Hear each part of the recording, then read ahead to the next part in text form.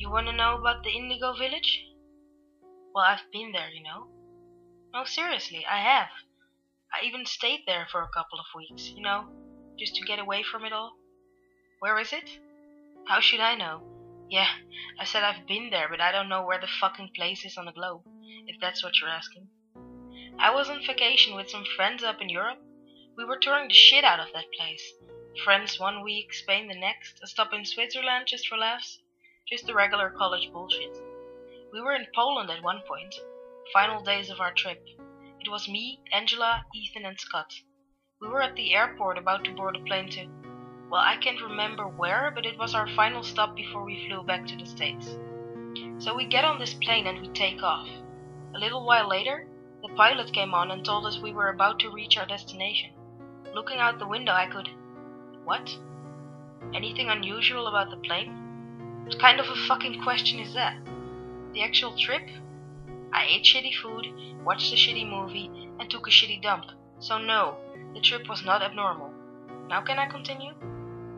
As I was saying, looking out the window I could make out tiny farms and tiny houses.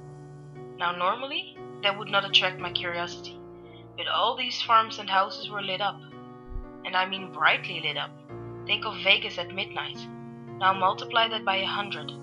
These lights were the next best thing. Scott, who was sitting next to me, thought it was really something. Me, personally, couldn't give less of a fuck. I was never one for sights. So why was I in Europe? Do you want me to finish the story or not? You're one bad interviewer. Anyways, even though I didn't care about the lights, I do remember asking myself a question. Why were they all the same color? And I'm guessing you don't need me to tell you what color they were. You want me to say just for the record? You little prick. They were indigo. They were all indigo. So we landed at the airport and we went through all the luggage bullshit and they checked our passports and you know, airport business. We were at the gates when one of us, I think it was Ethan, asked where we were. No one had an answer. Don't ask me how we managed to fuck this up, but we had no idea where we were. We got on a plane and left, that's all we knew. We weren't crazy. We decided to ask one of the security officers, but he didn't speak English. I tried some Spanish, but that didn't get us anywhere either. After looking around for a bit, we saw a small black sign that read, "Welcome to the Indigo Village," in a really stupid font. It was in English, which also confused me. But I didn't really think about it then. We didn't know what the hell the Indigo Village was, but we were too tired to care. We decided to get a cab and head for a hotel, somewhere to rest and get our bearings. The village isn't as small as you'd expect a village to be.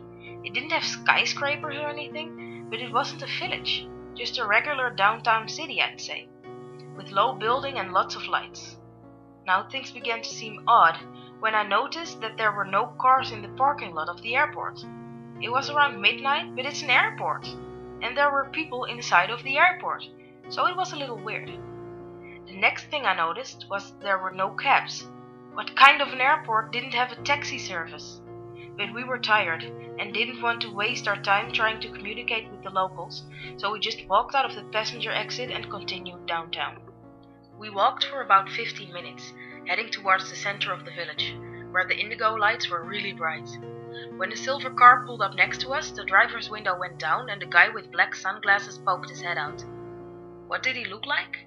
Well, he had blonde hair, tan skin, couldn't see his eyes, but I think he was in his mid-30s maybe. You keeping a record of this too? Jesus Christ. He spoke English and asked us if we needed help. Angela was cautious and asked who he was, and he said he worked for some hotel. We asked for some ID and he gave us one. No, sorry, I wasn't the one looking at it, Scott was. And he said it looked normal enough. He told us to get in and he'll get us there in 10 minutes. I didn't like the situation, so I told the guy we didn't need any help. The others agreed and we started walking again. Then this guy drives at the same pace we're walking in and says something like, "But you will need help soon, and I might not be there to offer my help." Ethan told him we'll manage and we kept walking. He kept trying to convince us, but we ignored him and kept walking. Eventually he gave up and left us alone. After walking for another 20 minutes, being guided by the indigo lights everywhere, we finally reached the downtown area. The lights were beautiful on the way, but they left me with a headache when we reached the shabby hotel. Yeah, I remember the name. The Golden Crow Bunker. It was in a different language, but someone translated it. It wasn't a bad place. Looked clean enough and the servers there spoke English, so we decided to stay the night. Me and Angela took room A41 and Scott and Ethan took room B11.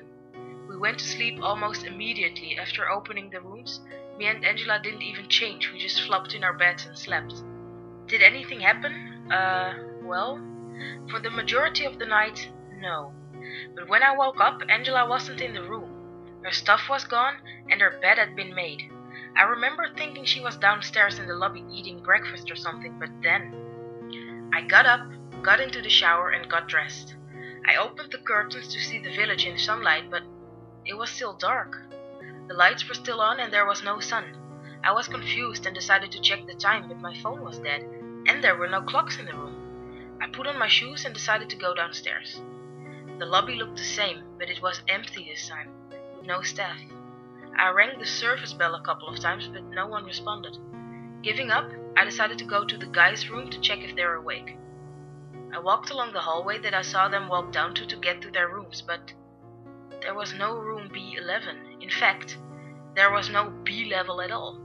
All the doors were labeled A, but I could have sworn that the manager said B11. I figured I heard it wrong and searched for room A11. Ha! You guessed right, there was no room 11. The rooms were all even numbered. I felt lost then, and decided to get out of the hotel to see if I can find them outside. You're right, I did leave my bags, but I figured we'd be back to get them. I was wrong. Outside, it was pitch black, and the lights from the indigo lamps and bulbs weren't as bright as it was before. I also remember the weather being cold. Yeah, I could see my breath. I called each of their names for some time, hoping I'd get a response. Nothing came up, so I made up my mind and started walking down the road, hoping I'd bump into one of them or something. I walked for maybe, 40 minutes? An hour? Couldn't tell you. I didn't find anyone, and I mean anyone. The whole street was empty. When we were walking down here before, we could see some people, some families. Not a lot of them, but there were some. I kept walking and walking and walking. All the buildings looked the same. All the trees were in the same spot, and I remember that every time I looked back, the indigo light would get duller and duller. I remember asking myself out loud, how long till this damn street ends? And I heard an echo. It sounded just like me, but it asked something different. It asked, do you want it to end? I looked around for a bit, but I didn't stop walking. I didn't want to stop. Eventually, after a lifetime of walking, I reached one building that didn't look like the others. It was white, where all the other buildings were a beige sort of color. It was pure white and it looked like a church or cathedral. There was light inside, normal light, not indigo light. I hurried my pace and walked up the steps to enter the building. The door was open, so I decided to walk in. Inside, there were seats like a church. They were made of wood and they rested on a red carpet. It was warm inside and cozy. The seats were separated by a lane down the middle. I walked down the lane and looked around me for, something, anything. The ceiling was tall, taller than the building itself on the outside, and I remember asking myself why that would be. And on the far back wall down the lane there were pictures. Pictures of random people. The frames were really close together and they covered up most of the wall. Looking at the pictures, some of the people looked happy. Some looked sad, others looked confused, and a lot of them were scared. Those were the worst. The looks on their faces were pure fear, as if the moments before the picture, they saw something truly scary. Gives me chills just thinking about it, especially when I remember their eyes. Those eyes saw something bad. Only way I can describe it. Yeah, I'm fine. No, it's alright. We're almost done anyways. There were families and individuals and couples in the pictures, and then I looked around and something caught my eye. Something familiar. I looked up and saw Scott in one of the pictures. He looked confused. One of the confused pictures. Do you understand why that's wrong? No one took our pictures when we got here. How the fuck did Scott's face end up in a frame, up on a wall of a random church? And then I saw Angela. She looked happy in her picture, smiling, like someone told her a funny secret, a little grin. Next to a picture was the man that pulled up in the silver car and offered us help. It was him. with his sunglasses. He looked happy too. Now searching for faces I could recognize, I began seeing people that I knew. I saw my mom, my dad, people who died a long time ago, even the hotel manager here in the village. I even saw some passengers that were on the plane with us. And then I saw Ethan. He looked afraid.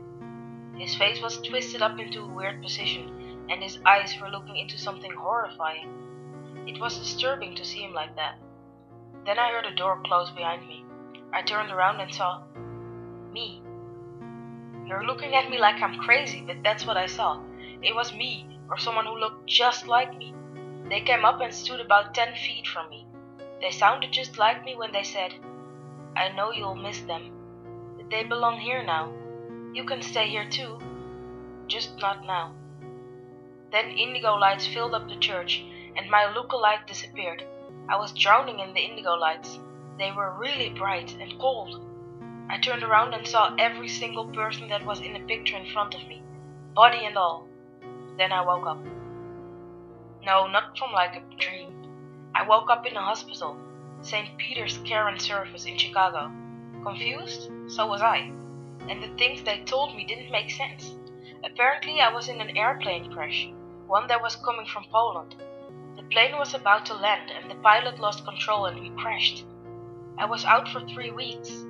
Everyone died from the plane crash. Amazingly, all I got was a minor concussion and a 2nd-degree burn on my leg. Doctor said it's a miracle. Me? I don't know what happened to me. I tried telling them about Scott and Ethan and Angela, but they said I was just in shock. After a week I asked them to find out the names of everyone in the crash. Their names were in there, but when I tried to tell them about the Indigo Village and the church and everything, they just shook it off. Eventually, I was giving off such a negative and disturbing feeling that they brought me to a psychologist. After 3 weeks of sessions, he diagnosed me with insanity and sent a court order to have me put here. I'm not crazy. It was just all I could talk about for a long time. Every time I slept, I would imagine those lights, see the pictures, and they'd go ahead and name me insane. There's nothing much I can do about it now. It's alright here. Boring, but it's alright. Oh yes, yeah, thank you. But before you go, just a question if I may. How did you hear about the Indigo Village? More cases? More people like me? And the same description of the village. So I'm not crazy. No, it's nothing. It's just that maybe you're all crazy.